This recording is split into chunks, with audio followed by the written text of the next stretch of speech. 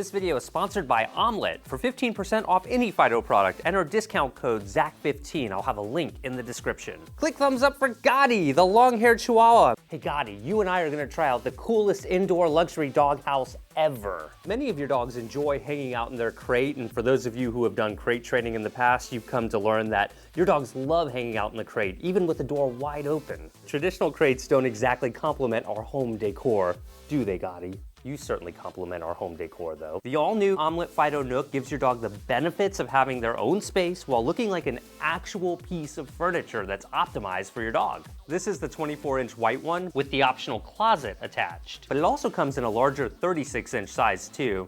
You can also get a similar model called the Fido Studio in either white or walnut to match your house. Get your bed off of the floor and into a Fido Nook. I can't believe we actually found a spot that Gotti prefers over my lap.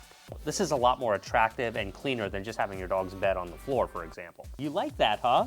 And it gives dogs a much cozier place to hang out in, which many dogs seem to prefer. The contemporary look of the Fido Nook is certainly nicer than an average dog crate or even just a bed laying on the ground. The Nook also has this optional closet right here, which is wonderful. Omelette offers a ton of different accessories for these. For example, you could put in shelves, you could get a basket like this, a clothes rail, even a mirror if your dog likes to look at himself. Which outfit would you like to wear today? You prefer just to wear your hair, huh? You're having a fantastic hair day. This tray right here with a non-stick pad underneath keeps it in place so that bed doesn't move. It makes it a lot easier to clean too. Now, if you're still crate training your dog, you can get this standard 2-door crate as an accessory, or you can use any 24 or 36-inch crate that you might already have. You can easily slide it right in here. This instantly makes your crate look way more modern and appealing. You're just right at home in there, aren't you? Safety is always the most important thing. With these locking handles, it's super safe and secure. It's important for a dog to have a place to call their own, which is why so many dogs seem to like their crates long past puppyhood. But if you're past the crate training stage and you still want your dog to have a really cozy, comfortable place, this is a perfect option. One of the reasons it's so great to have a dedicated space for your dog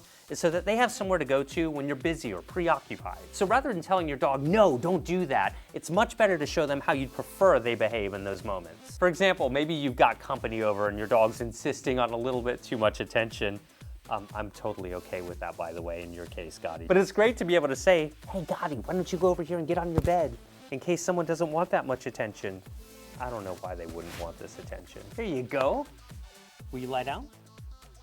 Good. And the way you encourage your dog to kind of stay in a position rather than hopping up and then getting back out is to up your rate of reinforcement and give them a few treats every few seconds or so as they're holding in the beginning to really kind of communicate to them, I like it when you stay there. And over time, as their settle becomes more reliable, you would treat less and less. And it's important too, when you're training things like this, that you not wait until you're in the moment when you're very busy. So you'll want to dedicate time to this when you have time to really focus on your dog. Now I'm gonna tell him it's okay to get out. Come here, Gotti. Yes, I'll even reward him for that. Up here? Yes, good job. Whereas before I was patting the bed to really encourage Gotti to get on it, I'm now focusing on a more subtle hand signal. Gotti. Yes, good job, nice work. Because ultimately, I want to be able to send Gotti from across the room into the Nook. Only when you're very confident your dog is going to do what you want, do you then begin to introduce the language to them. Get in your Nook. Since I knew that he was going to jump into the Nook, I said, get in your Nook, right as he was in the process of doing it. Get in your Nook, good job, nice work. So Gotti's really reliable when I say get in your Nook when I'm just a few inches away, which is great, but I'd like the option to be able to tell Gotti, hey, go get in your Nook from a farther distance. I'm just gonna scoot a little bit farther away now. Ready? Go get in your Nook. Confused? Hutch? Get in your Nook.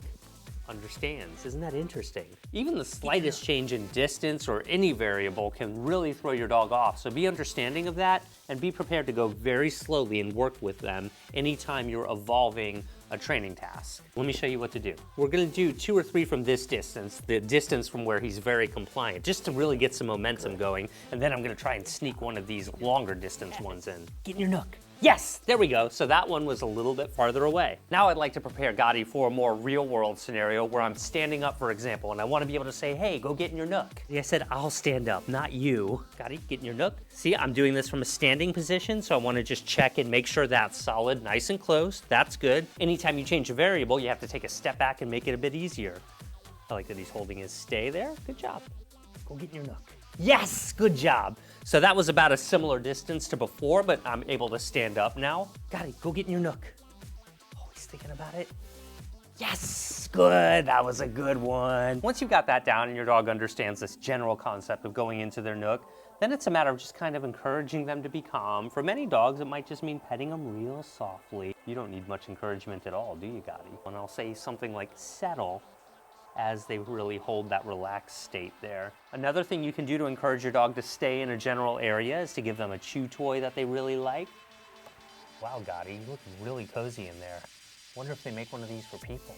I think the Fido Nook is a wonderful and useful product, whether you use it with the optional closet or use it as a standalone space for your dog. It's very reasonably priced, starting at $89.99. You can get 15% off of any of the Fido products that Omlet sells by entering code ZAC15. I'll have links to everything we covered in today's video, plus that discount code in the description below. Click thumbs up for Gotti, he did awesome today. We'll see you guys in the next video.